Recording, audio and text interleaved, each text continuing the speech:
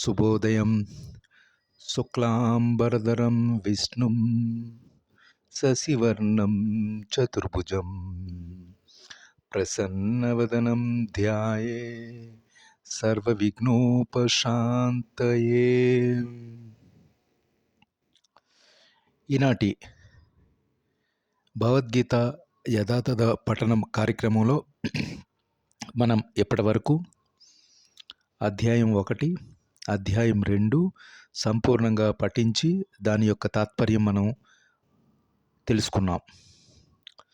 ఈరోజు మనం అనగా ఫిబ్రవరి 1, 2026 3 అధ్యాయంలోని చివరి 3 శ్లోకాలు అనగా 41 నుంచి 43 వరకు చదివి దాని యొక్క తాత్పర్యం తెలుగులోని ఇంగ్లీష్లోని చదువుకొని ఈ అధ్యాయం పఠనము మొదటి 3 అధ్యాయాలు మనం సంపూర్ణం చేసుకుందాం.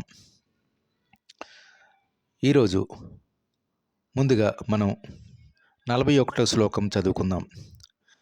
తస్మాత్త్వమింద్రియాణ్యాదౌ నియమన్యభరతర్భషం పాపాన్మం ప్రజాహీయేనం జ్ఞాన విజ్ఞాననానం. ఈ 41వ శ్లోకం మనం ఏమి విధంగా మనం అర్థం చేసుకోవచ్చు అంటే, భరత వంశీయులలో శ్రేష్టమైన వాడా ఓ అర్జున, అందుచేత ఇంద్రియ నిగ్రహంచే ఈ మహాపాపమునకు చిహ్నమైన కామమును ఆదిలోనే నియంత్రిస్తూ జ్ఞానము మరియు ఆత్మానుభూతిని నాశనం చేయు దీనిని నశింపచేయుము అని మనం ఈ శ్లోకంలో నిశితంగా అర్థం చేసుకోవచ్చు. దీనికి అదనంగా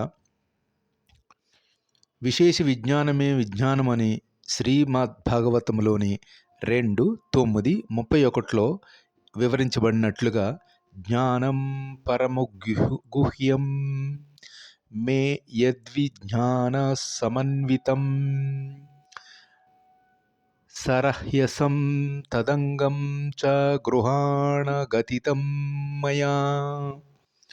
ఆత్మ మరియు పరమాత్మల జ్ఞానం పరమగుహ్యము మరియు అద్భుతము అని, ఏమైనను అట్టి జ్ఞానమును మరియు అధిక అనుభూతిని వాటి వివిధ అంశములలో భగవానుడే స్వయముగా వివరించినచో అవగాహన చేసుకునవచ్చును. భగవద్గీత మనకు ఆత్మ యొక్క అట్టి సాధారణ మరియు విశేష జ్ఞానమును అందించును. నిజమునకు జీవులు భగవంతుని అంశములగుట చేత వారు అతడిని సేవించుటకే ఉద్దేశించబడితిరి. అట్టి చైతన్యము కృష్ణ చైతన్యము గనుక మానవుడు జీవితారంభము నుండే ఈ విధంగా పఠనను చైతన్యమును అలవర్చుకొనుటకు ప్రయత్నించవలనని, అదేవిధముగా కామమును భగవత్రేత్వముగా అనగా శ్రీకృష్ణునికి భగవానుడిగా పట్ల ప్రేమగా మార్చుకొనవలనని, ఇది మానవ జీవితంలోని పరమోన్నతమైన పరిపూర్ణత్వం స్థితి అని మనం ఈ శ్లోకం ద్వారా తెలుసుకొనవచ్చును. Today we are going to discussing about the remaining 3 slokas of the chapter 3 Karma Yogam. Last 3 verses of the chapter 3 says about Lord Krishna provides specific battle plan to defeat enemy of selfish desire. He explains the spiritual hierarchy of the human being and how to use the higher self to regulate lower self. With this, 41 verse implies that, therefore, O Arjuna, best of the Bharatas, in the very beginning, they curb this great symbol of the lust or a sin by regulating the senses and slay this destroyer of knowledge and self-realization. This is like the synopsis, glimpses of this particular 41 verse meaning. Let us move to the next verse. 42వ శ్లోకం చదువుకుందాం. 42వ శ్లోకం ఏం చెప్తుందంటే, ఇంద్రియాణి పరాణ్య హరింద్రియేభ్యః పరం మనస్తు పరా బుద్ధిర్యో బుద్ధేః పరతస్తు సహా. ఈ 42వ శ్లోకం కర్మయోగంలోని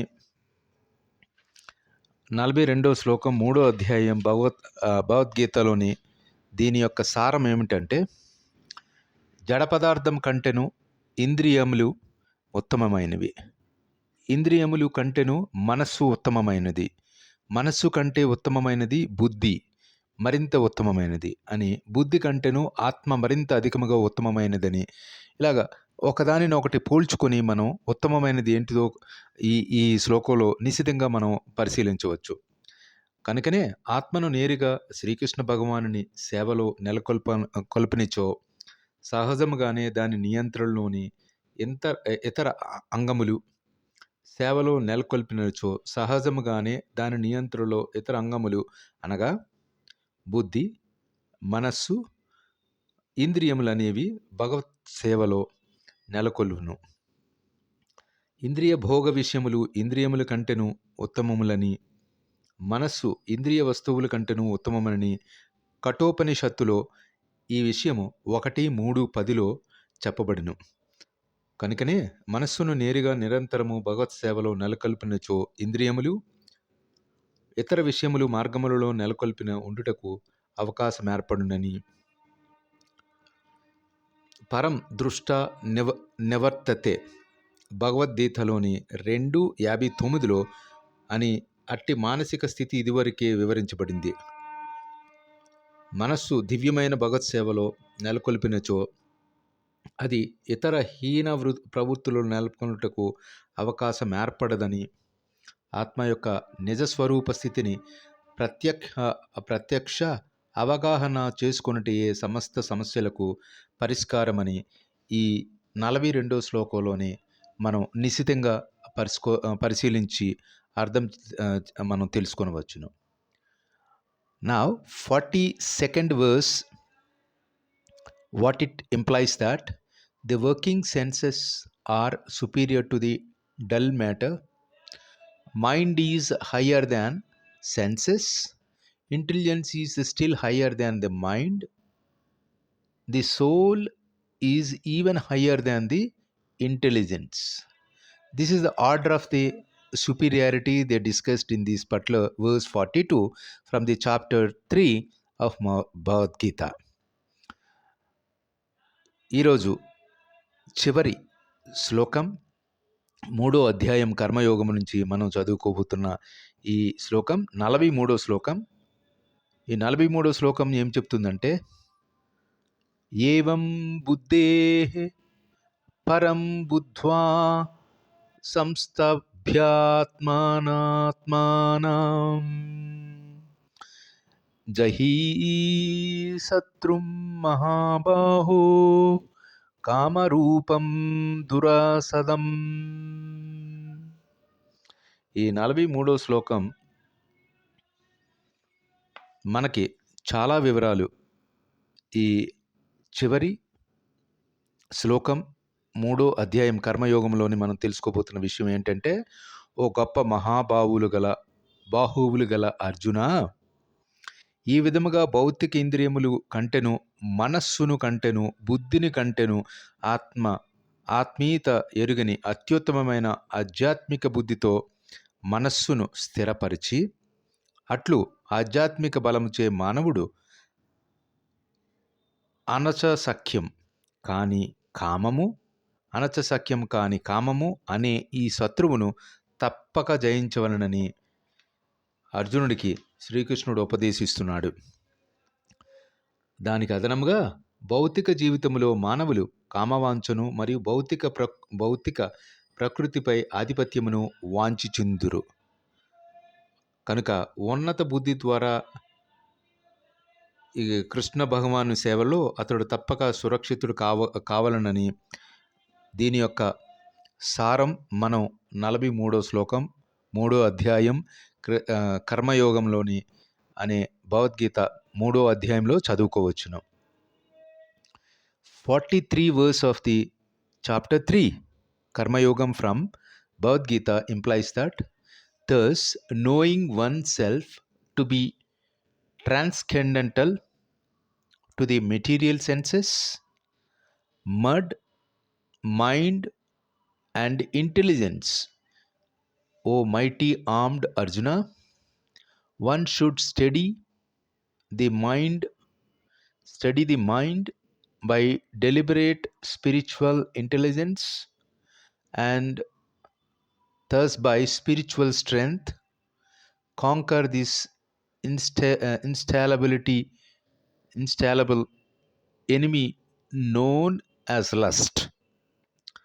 The key philosophical concepts we learn from this particular 3 verses of the chapter 3, the chain of commands mostly learned from the verse 42 of the chapter 3.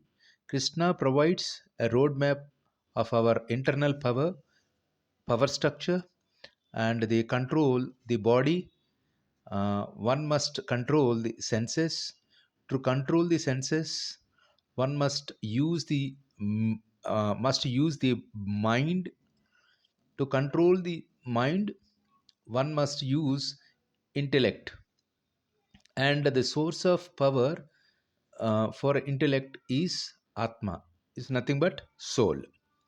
This is the key points discussed in the verse 42 of the chapter 3 Karma Yogam.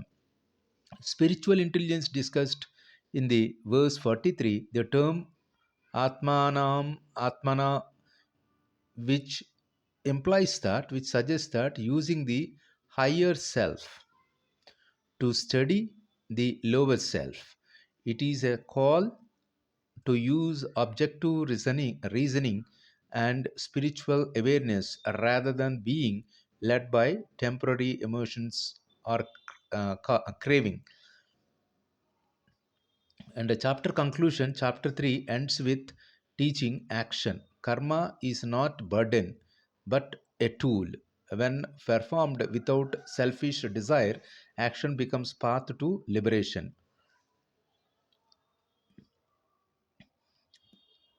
మూడో chapter చివరగా మనకు తెలుసుకోబోతుంది కర్మయోగంలోనే ఏంటంటే, మనకి 4వ చాప్టర్లో link ఉంది. దానికి link ఏంటంటే జ్ఞాన కర్మ సన్యాస యోగం అనే 4వ అధ్యాయంలో కృష్ణ చెప్పాడు. హిస్టరీ యొక్క అంటే నాలెడ్జ్ ఎట్లా ఉంటుంది, దాని యొక్క పుట్టు పూర్వోత్తరాలు ఏంటనేది, తర్వాత ఆయన అవతారాలు, డివైన్ అవతారాలు ఏ విధంగా ఉన్నాయి అన్నది మనం 4వ అధ్యాయంలో చదువుకోవచ్చు. జ్ఞాన కర్మ సన్యాస యోగం అనే దీంట్లో. సో మనం ఇంతటితో 3వ అధ్యాయాన్ని దిగ్విజయంగా పఠించినందుకు గణనాథునికి నమస్సుమాంజలికి తెలియజేస్తూ, సర్వే జన సుఖినో భవంతు, సర్వ సమస్త సమ్మంగళామి తంతు, అసతోమ సద్గమయ, తమసోమ జ్యోతిర్గయం, మృత్యోమ అమృతంగమయ. ఈ శ్లోకానికి చీకటి నుంచి వెలుగుకి, ఉన్నతమైన జ్ఞానము, ఆరోగ్యము, ఉత్తమమైన స్థితిని కలగడానికి ఏదో విధంగా ఎంతో ఉత్తమముగా మనకి భగవద్గీత అనే ఈ పఠన సారాంశం ఇది ఎంతటికైనా మనకి తెలిసిన సంభాషణ కృష్ణుడికి అర్జునుడికి ఉపదేశించిన దాని యొక్క ఫలిత సారాంశం సంఘానికి కూడా పనికొచ్చే విధంగా మానవుని జీవిత నడవడికకి ఎంతో ఉపయోగపడుతుందని ఎంతోమంది ఋషులు, మునీశ్వరులు, గొప్ప గొప్ప పండితులు కూడా మనకు తెలియజేస్తున్నారు. ఈ విధంగానే ఈ 3 అధ్యాయాలు దిగ్విజయంగా చదువుకున్నందుకు గణనాథుడికి నమస్సుమాంజలి తెలియజేస్తూ మనం తిరిగి ఆహ్, మరొక ఆహ్, కొత్త వీడియోతో 4 అధ్యాయం చదువుకుందాం. సర్వే జనా సుఖినో భవంతు. సమస్త సమ్మంగళాని సంతు. असतो मा सद्गमय तमसो मा ज्योतिर्गमय मृत्योर्मामृतङ्गमय ॐ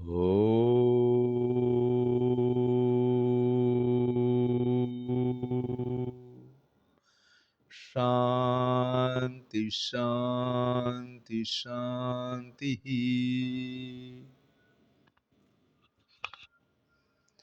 स्वस्ति।